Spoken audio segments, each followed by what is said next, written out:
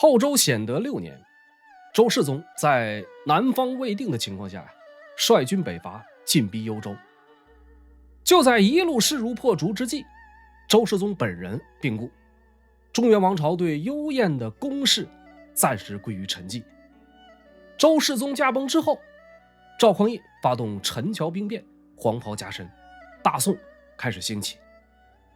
那么赵匡胤当了皇帝，引来了北边一位封疆大吏的不满。谁呢？此人姓李名云，官拜昭义节度使兼中书令，镇守的这地方啊，是咱们之前反复提到的潞州。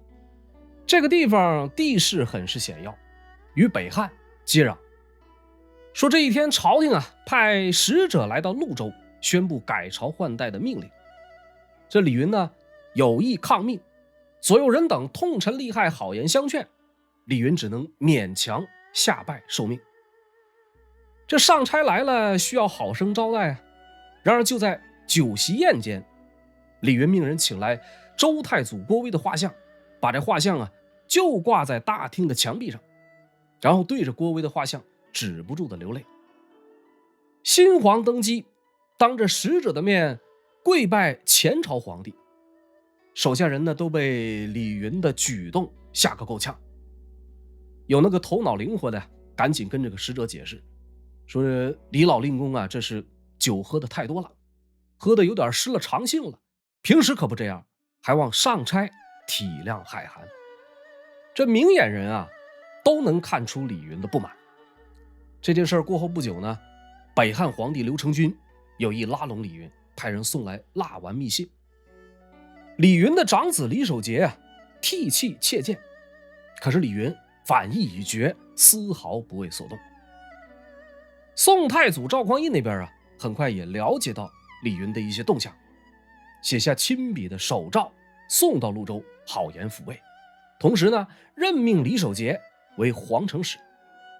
李云呢就趁机让李守节入朝，监视朝廷的动静。李守节进京面圣，刚一见面，赵匡胤故作惊讶，问道：哟呵，这不是太子吗？你怎么想起来看我了？听到皇帝的敲打，这李守节呢赶忙跪倒，以头击地，说：陛下何出此言啊，这一定是有人在背后挑拨离间。赵匡胤冷冷地说：你多次劝阻，可惜老贼不听劝，现在他是无所顾忌了，派你来我这儿是想让我杀了你罢了。趁早回去告诉你父亲，过去啊我不是天子，任凭他折腾，现在我既然已是天子，这么点面子都不能给我吗？李守节啊是急急忙忙赶回了潞州，原本跟李云一说，无奈李云啊是王八吃秤砣，早就铁了心要造反，紧跟着就派人赶赴太原，向北汉俯首称臣，同时呢迅速派兵攻破了泽州。北汉皇帝刘承君得报李云书城，倾尽全国的精锐，亲自率军去支援。汉军在将行未行之际，左仆射赵华想要劝阻刘承君，说李云啊举事轻易，势必无成，陛下扫境内而复之，臣未见其可也。赵华这个老同志看问题啊很独到，可是刘承君认为良机难得，自打高平之战之后，北汉已经憋屈了好几年，他太渴望有一次胜利来振奋人心了。当下呢瞪起眼睛怒怼赵华，说：朕志已决，你怎么就知道势必无成？你倒是有好主意，早干嘛去了？说完呢就拂衣上马绝尘而去。刘承君和李云马上就要见面，他们的合作究竟能掀起多大的风浪呢？感谢您收看收听《烽火照东南》，这是漫聊五代十国的第25集，片中内容重点参考官修正史。如果喜欢我的节目啊，欢迎订阅我的频道并打开小铃铛。漫聊五代十国这个系列啊，到目前为止，这将是所有正式节目的最后一集，后续还会有一些番外作为补充，除此以外呢，再没有其他计划。这半年多的时间啊，感谢所有观众朋友们的支持、鼓励以及包容、批评、指正，感谢每一份留言、点赞与分享。往后的日子啊，我一定竭尽所能，继续努力，为大家推出更多精彩的节目。这个北汉啊，实际上是后汉的残余势力。郭威建立了后周之后，刘知远的弟弟刘崇在太原称帝。后周世宗柴荣上位之后，周汉双方呢在高平一战，北汉被打得没了脾气，险些亡国。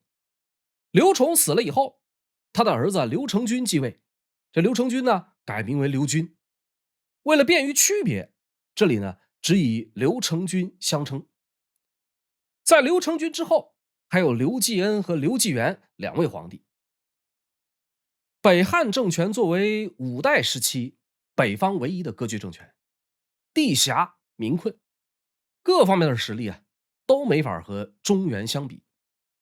北宋方面，在太祖一朝都知道老赵是有宋一代武功盖世，可是先后2次对北汉发动大规模的军事行动，却终究没能将其除灭。是北汉这块骨头太难啃，还是老赵战略失误呢？今天这一节咱们就重点聊聊北宋对北汉的几场战争，以此作为这一系列的终结。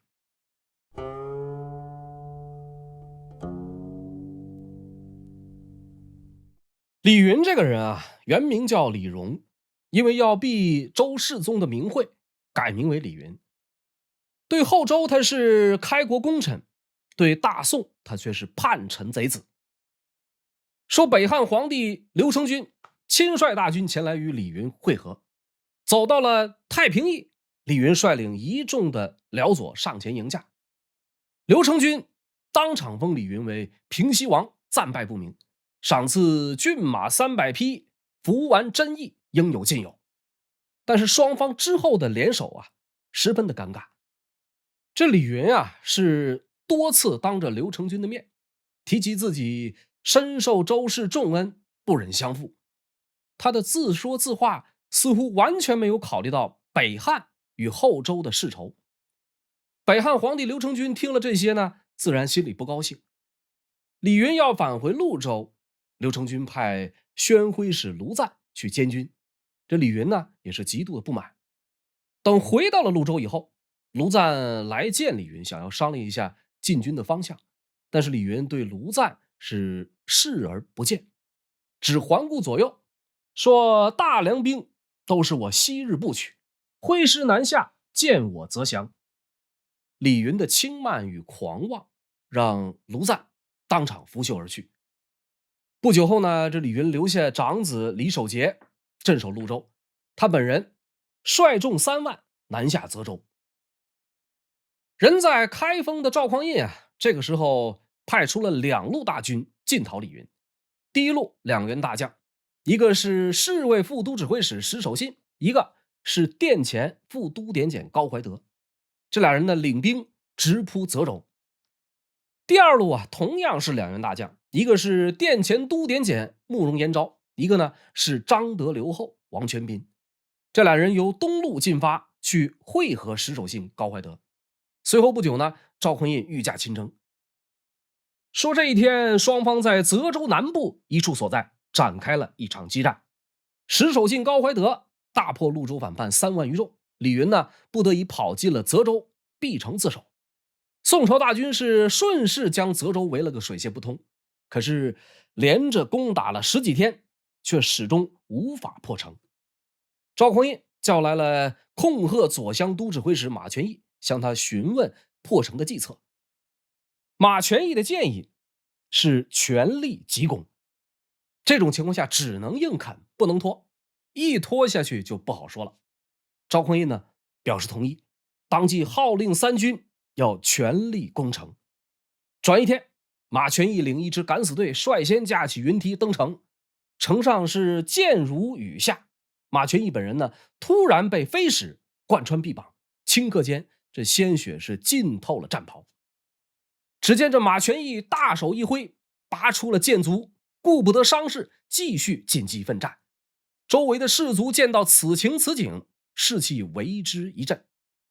赵匡胤本人呢，也率领了一伙亲兵前来接应，泽州城很快就被攻破，李云兵败后举火自焚而亡。泽州被收复以后啊，宋军很快进攻到了潞州。守潞州的李云的儿子李守节本来就不愿意跟宋军硬刚，于是呢，直接献城投了降。早在泽州还没破城的时候，李云的一名小妾刘氏劝说他，说泽州旦夕可破，不如突围撤回到潞州。潞州啊，经过多年的经营，城防坚固，而且呢，距离河东更近，方便求援，何苦来要死守泽州这座孤城呢？小妾刘氏的话让李云动了心，正准备行动，他身边的一位部下又劝他说，人心难测呀，万一突围反被自己人抓了去降敌，后悔可就都来不及了。李云听了以后啊，开始犹豫不决，就这么一犹豫，错失了逃跑的良机。转一天，泽州就被宋军攻陷，李云选择了自焚结束生命。他的那名小妾因为有了身孕，被俘以后呢，得以保全，被李云的长子李守节想方设法接到自己身边。李守节自己没有孩子，这刘氏呢后来产下一子，这李云呢好歹算是留下了这一点血脉。北汉的皇帝刘成军那边啊，听说李云败亡，马上领着部队返回了晋阳。迫于宋朝的压力以及后悔不听从赵华的劝阻，此后刘成军开始重用文人，发展内政，北汉只能采取守势，勉强维持现状，保境安民，休养生息。在刘成军执政的期间，宋朝和北汉之间啊，频繁有间谍越过边界，相互刺探敌情。史书记载，赵匡胤啊有一次通过被抓获的间谍向刘成军传话，说你们家呀和周氏是世仇，这我是知道的。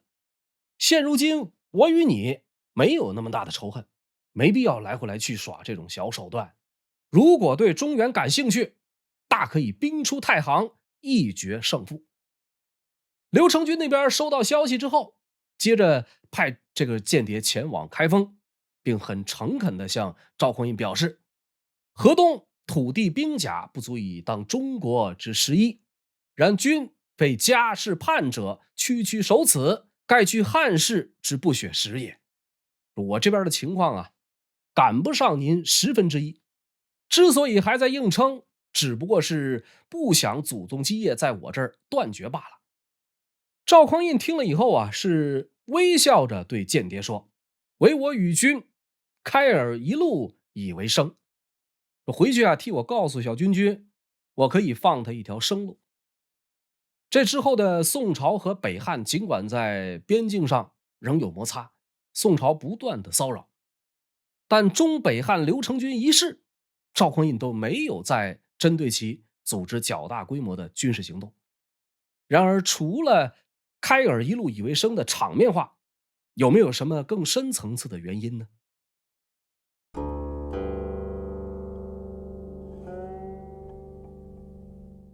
宋太祖赵匡胤啊，自打继位以后，喜欢时不时的微服出访。很多时候呢，他喜欢去大臣家里面。最要命的是从不提前通知。当时的宰相赵普每天退朝以后啊，就因为皇帝的这个小爱好，轻易不敢脱掉衣冠。这位赵普是宋初的一位名臣，历史上半部《论语》治天下的就是他。周世宗讨伐淮南的时候啊，赵普和赵匡胤相识于滁州。赵匡胤当时呢还是柴荣麾下的一名禁军将领，他的父亲啊赵弘殷在滁州养病，赵普是日夜服侍赵弘殷，赵弘殷因此呢以同宗的情分来对待赵普。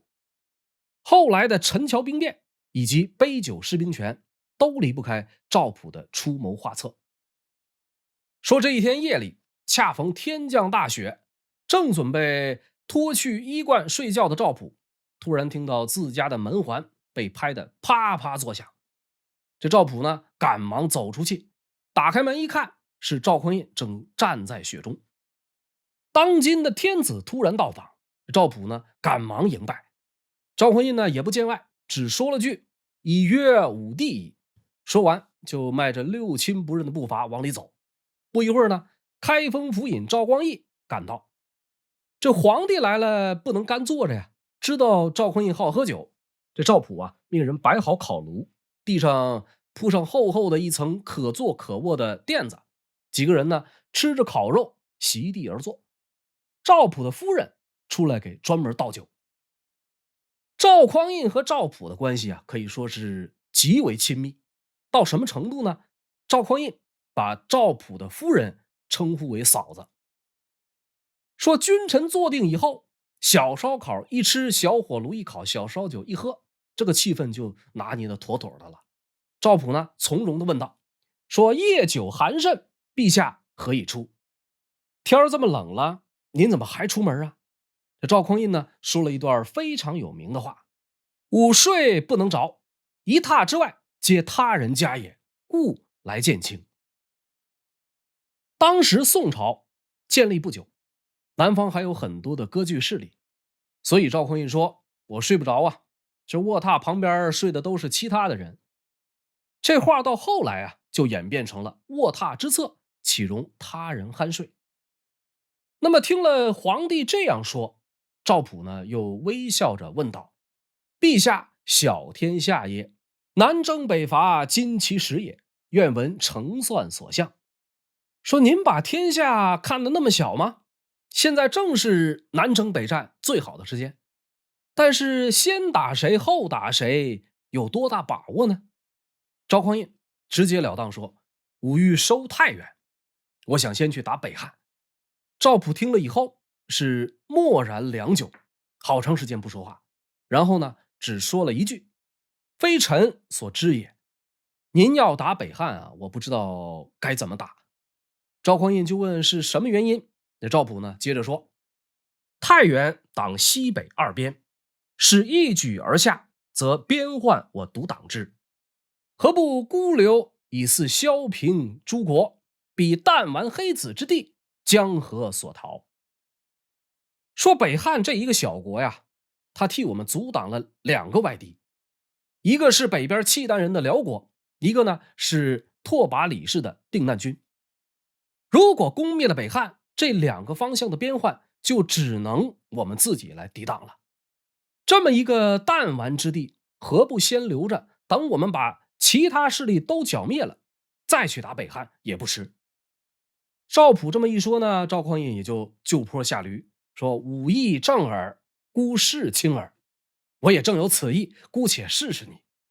实际上赵匡胤呢问到赵普已经至少是第三个人。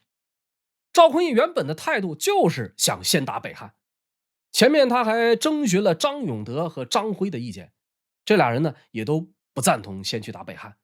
那么在这种情况下，赵匡胤呢最终定下了先南后北，先易后难的统一策略。而赵匡胤夜访赵普的故事，就是北宋历史上有名的雪夜定策。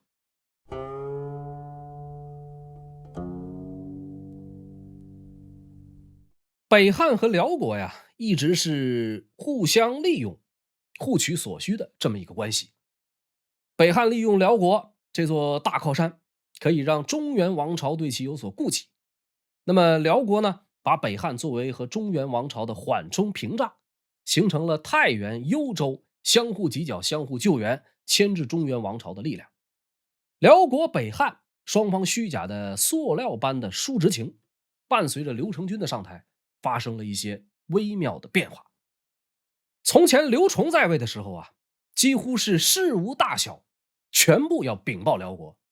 刘成军上台以后呢，改年号、立七庙，以及配合李云举兵响应，这些全都没有事先征得辽国同意。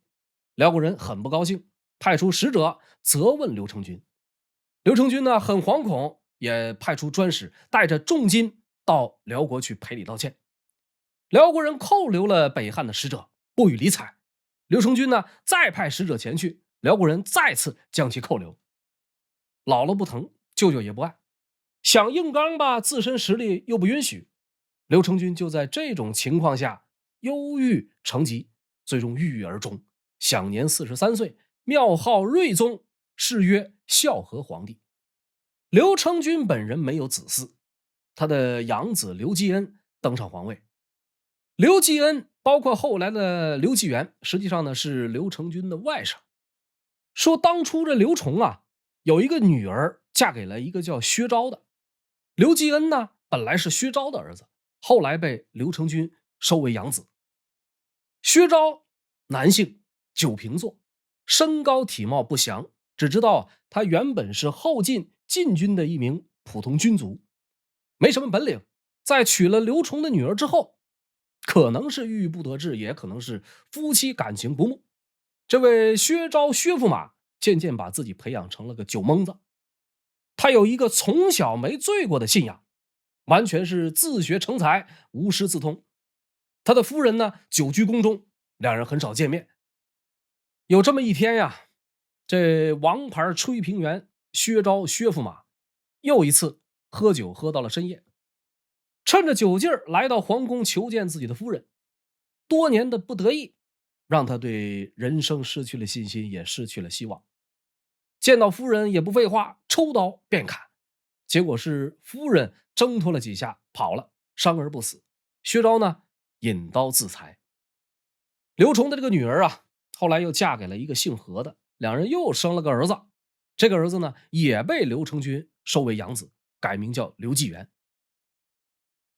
说这北汉新君刘基恩，上身长下身短，个头不高，肚子很大，一脸的络腮胡子。上马之后人很魁梧，下马徒步形似侏儒。皇帝当了60余日，突然有一天，供奉官侯霸荣领了10几个人，带了兵刃闯入刘基恩的寝宫。刘基恩呢，慌忙之下围着屏风拾起了秦王绕柱，可惜还是被侯霸荣一刀贯穿了胸膛，死于非命。侯霸荣杀了皇帝，北汉的宰相郭无为很快派来一伙人将侯霸荣及其同党悉数诛杀。因为郭无为处理的实在是太及时太贴心了，所以呢，很多人都怀疑刘继恩的死其实是郭无为暗中授意，过后呢又对侯霸荣灭了口。甭管他有为无为吧，这国家不可以一日无君。北汉的群臣呢，开始商议要拥立刘承君的另一个养子兼外甥刘继元为帝。众人正商量着，有一名叫张昭敏的大臣发表反对意见，说少主非刘氏，故嗣位不忠。今亦离宗姓以为民望，世祖嫡孙继文久留契丹，立显威以迎立之，可以固宗社结强援。张昭敏的想法是好的，但是并没有得到郭无为的认可，最终呢，还是坚持原有的提议，拥立太原尹刘继元继位，这就是北汉的最后一位皇帝。刘继元袭位，仍称天会，不改元。上台以后，第一件事就是派出使者火速赶赴辽国，一方面告知北汉易主，一方面呢是去搬救兵。因为就在刘承君去世不久，趁着北汉国丧之际，宋朝昭义节度使李继勋率领大军攻入北汉的境内。北汉方面虽然是派出了刘继业、马蜂领兵扼守进入太原的必经之路，一处名为团白谷的要塞，但是形势不容乐观，宋军很快突破防线，逼近太原。辽国得知北汉形势紧急以后，派来大军支援。那么宋军的主帅李继勋听闻契丹人赶来支援北汉，果断选择撤兵，结束了这一次试探性的军事行动。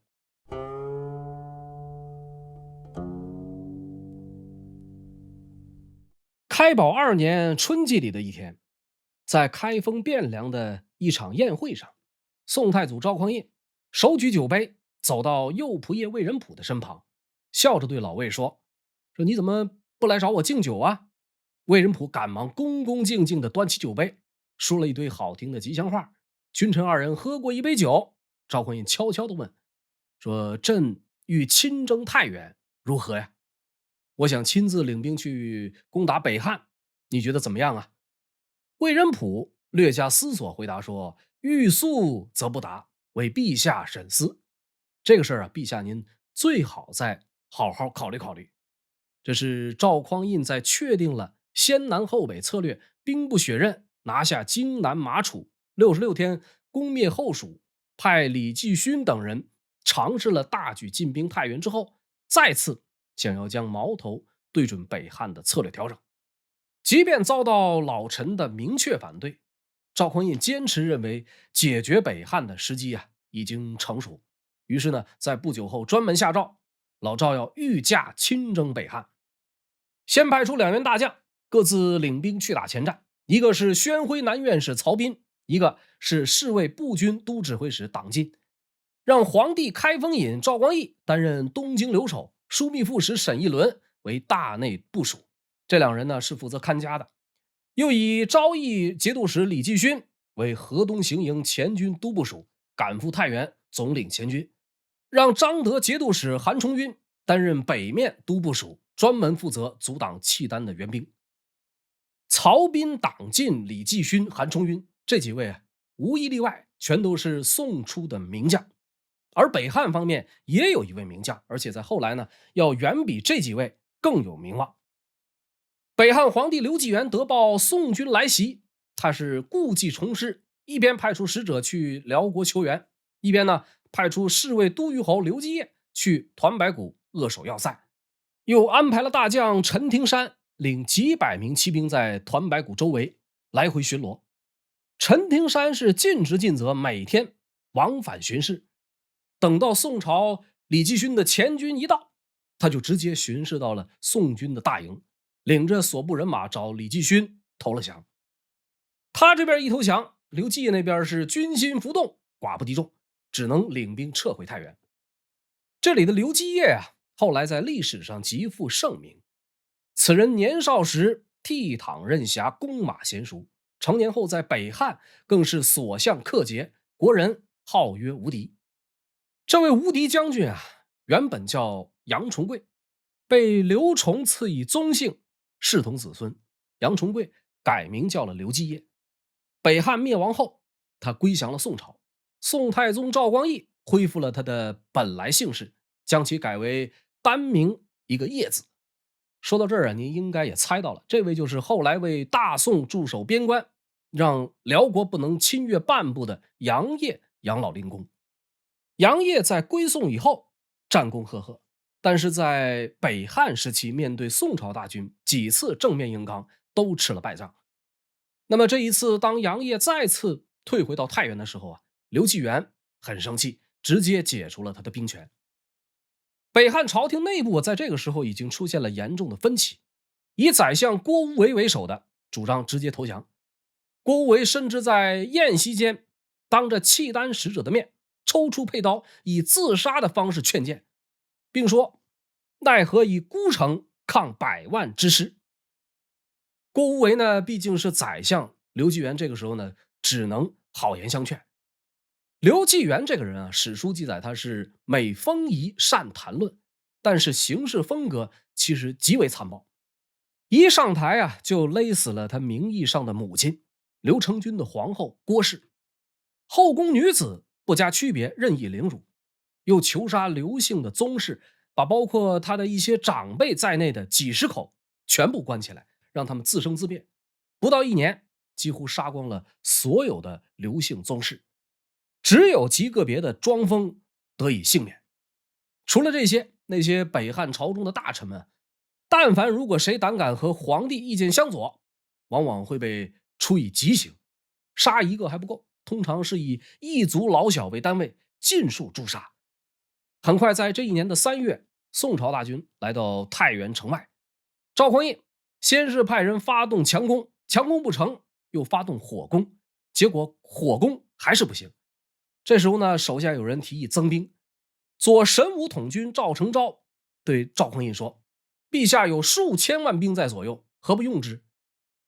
赵匡胤是一时没听明白，赵成昭呢就用马鞭指向太原边上的汾水。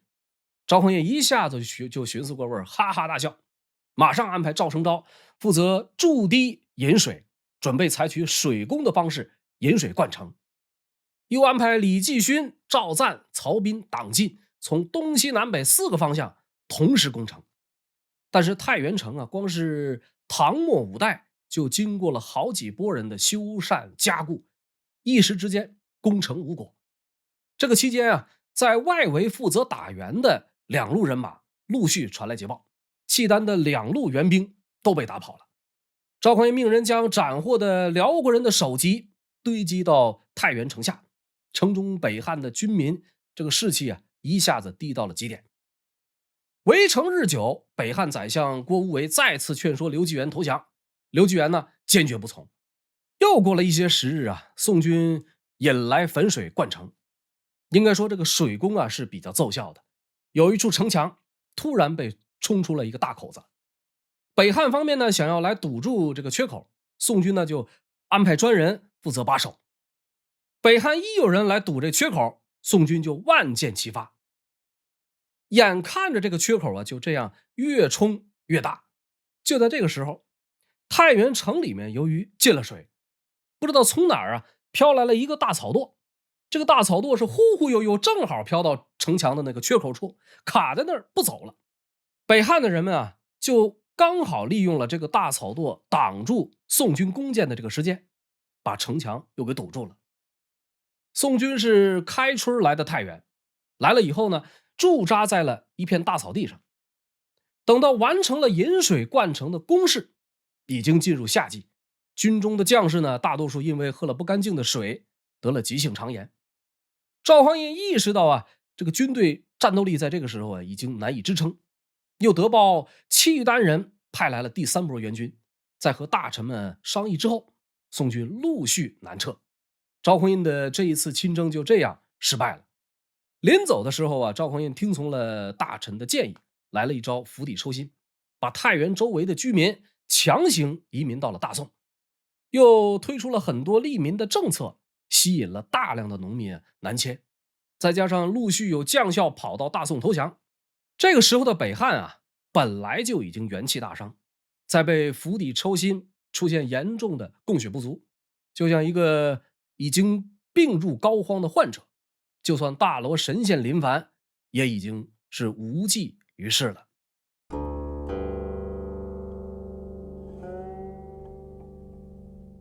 开宝9年，这一年赵匡胤再度发兵攻打北汉，宋军的主帅党进啊，甚至一度逼近太原城下。遗憾的是，宋太祖赵匡胤在这一年突然病逝，他的弟弟赵光义登上帝位，改元太平兴国，是为北宋太宗皇帝。北伐的大军陆续撤回。太平兴国3年，割据漳州、泉州的陈洪进、吴越王钱俶相继纳土归宋。至此呢，南方几乎已经全部平定，赵宋解决北汉问题的后顾之忧完全解除。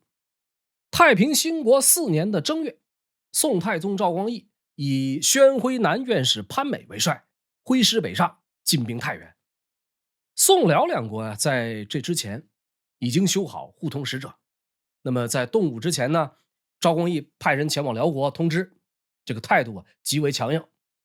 河东逆命，所当问罪，若北朝不援，合约如旧，不然则战。宋军来伐，北汉的皇帝刘继元呀，依照惯例向辽国求援。辽国派出数万契丹铁骑救援北汉，但是呢，被宋将郭进在石岭关杀得大败。2月甲子，赵光义领兵御驾亲征。4月庚午，大军来到太原城下，长围4合，矢石如雨，昼夜不息。这4方的城门啊，已经被射得好像刺猬一样。北汉是外无援兵，内无粮草，军民恐惧，形势已经是十分的危急。赵光义派人以手诏劝降，越王、吴王献帝归降，或授以大藩，或列于上将。臣僚子弟皆降官封，纪元速降，当保富贵。5月初5这一天啊，端午佳节，北汉皇帝刘继元在前枢密使马峰的劝说下，身穿缟衣，头戴纱帽，领着一众官属出城投降。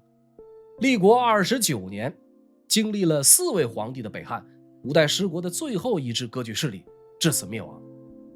这正是千古伤心旧事，一场谈笑春风。残篇断简记英雄，总为功名引动。个个轰轰烈烈，人人扰扰匆匆。荣华富贵转头空，恰似南柯一梦。漫聊五代十国的故事到此完结。感谢大家的一路陪伴。个别的番外会在之后陆续更新，我们下期节目不见不散。